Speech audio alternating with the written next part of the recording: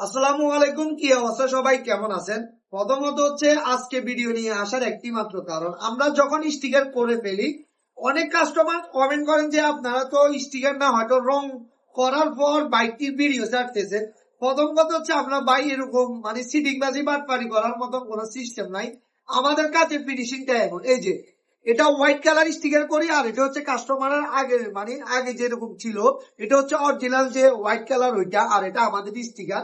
আমাদের স্টিকার গুলো কিন্তু আমরা অলওয়েজ ভিডিওতে বলি এটা আপনার 100% ওয়াটার প্রুফ, আর পেট্রোল দিয়ে ঘষলো আমাদের স্টিকারে কিছু হবে না। এই যে আমার নখ দিয়ে পর্যন্ত ঘষতেছি, দেখেন কোনো হালকা একটা দাগ নাই।